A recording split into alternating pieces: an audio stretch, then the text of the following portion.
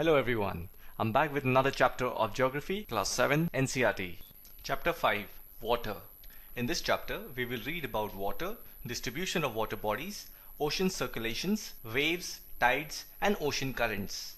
In the first page, we will read about evaporation. It is a process by which water is converted into water vapor with the sun's heat. And when the water vapor cools down, it forms cloud. And later on, it may fall on the land or sea in the form of rain. From an examination point of view, it is important to remember that the major sources of fresh water are rivers, ponds, springs, and glaciers. The ocean bodies and the seas contain salty water, and the water of the ocean is salty or saline as it contains large amount of dissolved salts. Most of the salt is sodium chloride or the common table salt that you eat. Coming to the next topic, distribution of water bodies. It is a factual stuff that 3/4 of the Earth's surface is covered by water. And it is funny as it may seem that if there is so much of water than land, then why do so many countries face water scarcity? That is because amount of water which is drinkable is very less. Fresh water is very less. Going to the next topic, ocean circulation. Just try to imagine the feeling of standing on a beach, exposing your feet to the ocean water. The wet sand on the beach, the cool breeze, the seabirds, the smell of the salt in the air, and music of the waves. Everything is so fascinating. And the reason behind that is ocean water keeps moving continuously. It never stops. Unlike ponds and lakes, they are calm water. But ocean water, they keep on moving.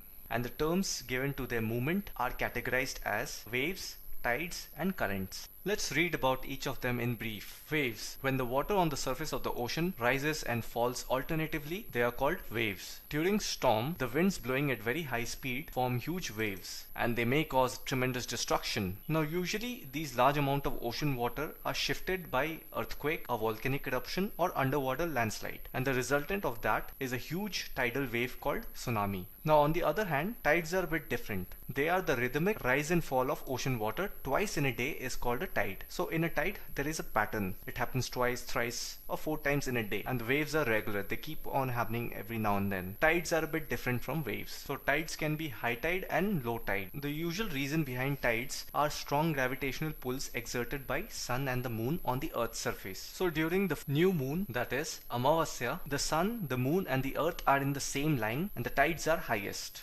These tides are also called spring tides. Now when the moon is at 3rd or 7th phase, which is also called half moon day, the moon is at 90-degree angle when compared to earth and the sun. So due to this position, the gravitational force of the moon pulls the ocean water diagonally, as a result forming low tides. Now some of the advantages of tides, high tides are, it helps in navigation. The rise in the water helps the ships to arrive at the harbor more easily. It also helps in fishing. When there are high tides, the fish gets thrown away to the shore and it's easy for the fishermen to catch them. And more practically speaking, the rise and fall of water due to tides is being used to generate electricity in some places. Coming to ocean currents. Ocean currents are streams of water flowing constantly on the ocean surface in definite direction. So again, they have a pattern. So they move in a definite direction. The ocean currents are of two types. One is the warm ocean current and the other is cold ocean current. So if you look at this picture, the red color arrows indicate warm ocean current and the blue indicates cold ocean current. The warm ocean current generally originates in the equator because the sun rays fall directly on the equator and that area is usually warmer than the other. So the warm ocean current is generated near the equator and they move towards the poles, that is the south and north pole. On the other hand, the cold ocean currents, they are generated near the pole area where it's freezing cold and they move towards the tropical area, which is the equator side. So you can see all the blue arrows moving towards the equator and the red ones moving towards the poles.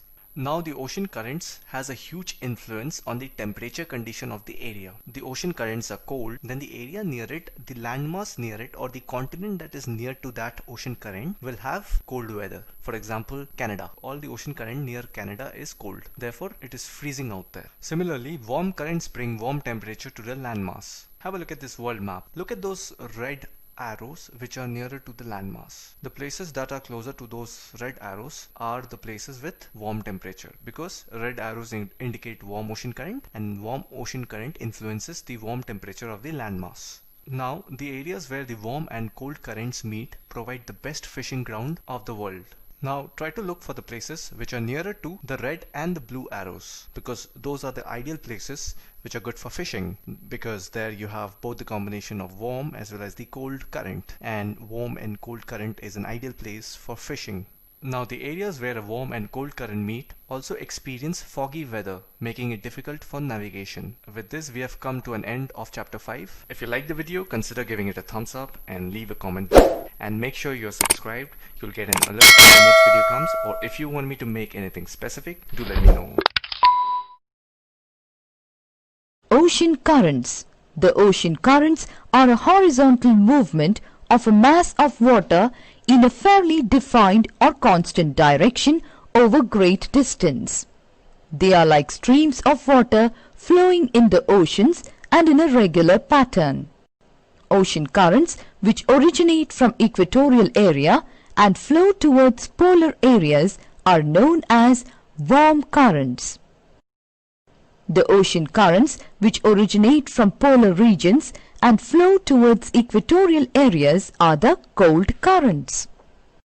The ocean currents originate due to difference in density of sea water, the rotation of the earth, the planetary winds.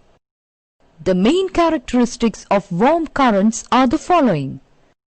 The temperature of the coastal areas goes up by warm currents. Warm currents help in navigation. Warm currents keep the port, even in the polar region, free from ice.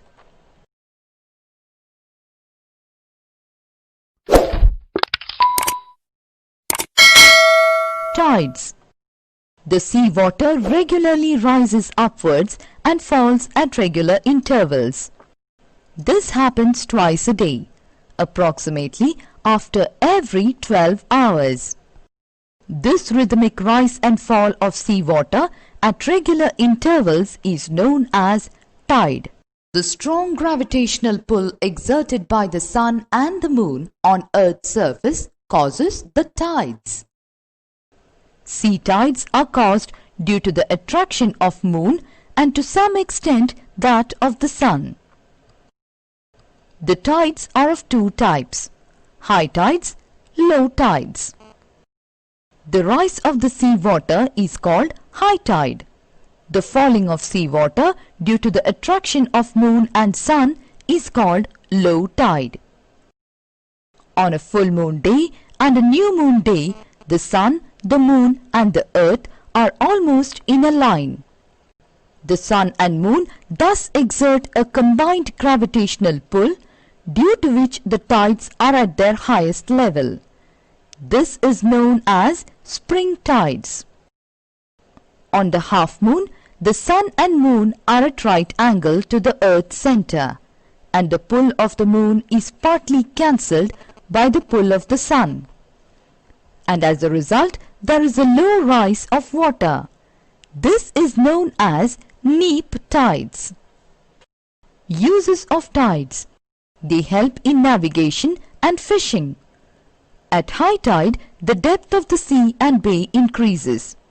This enables the big ship to enter or leave the harbour easily. Tide at some places takes away the mud brought down by rivers and prevents silting of the harbour. Tidal water makes rivers suitable for navigation. Tides are also a major source of energy.